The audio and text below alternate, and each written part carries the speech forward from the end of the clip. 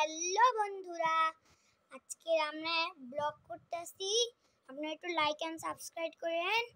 আমাদের তো লঞ্চ আছে, লঞ্চের ভিতরে উঠেছি। একবার খালি আমরা ভিতর থেকে বাইরেটা দেখাই, ওকে?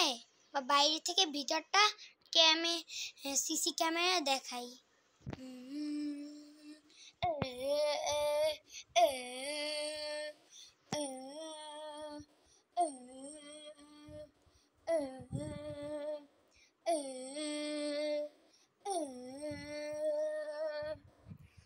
ভিডিও দেখাতে দেখাতে তো 9:30 বেজেই গেল।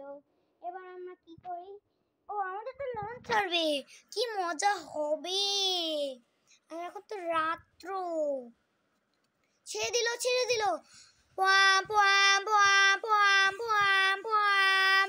সো গাইস, আমাদের লঞ্চ ছেড়ে দিল।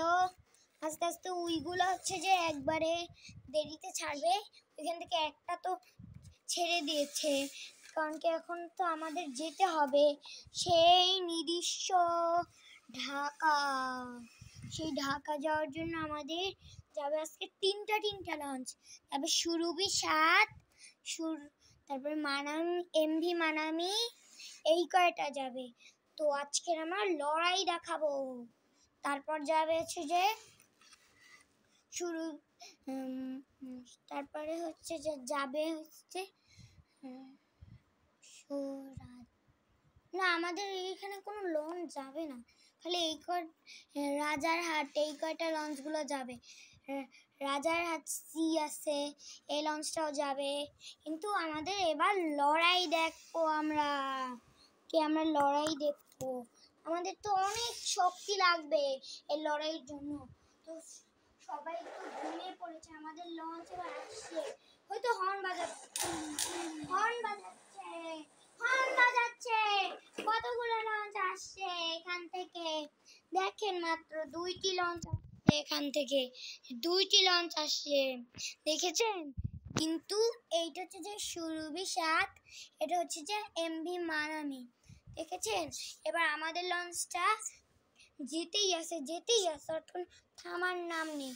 দেখেন যেতেই আছে, ওদেরকে ওভারটেক করে যেতেই আছে। যা ওদের থামার লাইন থেকে থেমে গেল, যেতেই আছে। ধুত, আমরা এখন ঘুমিয়ে পড়লাম।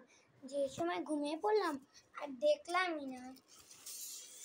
তো হ্যালো বন্ধুরা, আমাদের সকালে দেখা হবে।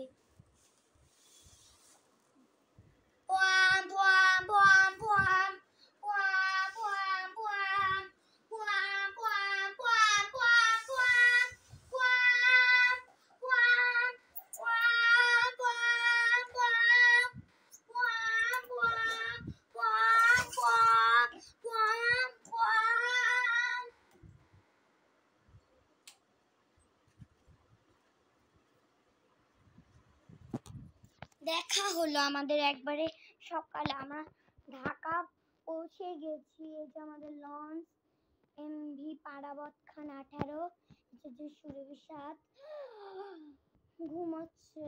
এই যে আমাদের লঞ্চ খুব দ্রুত গতি আসছে না, সেই জন্য একটু এগুলো সব দেরিতে আসছে। আমাদের লঞ্চ যে 4টার ভিতরে এসে গেছে, 4টার ভিতরে। তাহলে বলুন তাড়াতাড়ি, লাইক এন্ড সাবস্ক্রাইব তো করাই লাগবে আপনাদের, কারণ কি আমাদের লঞ্চারটার ডিজাইন দেখানো যাক।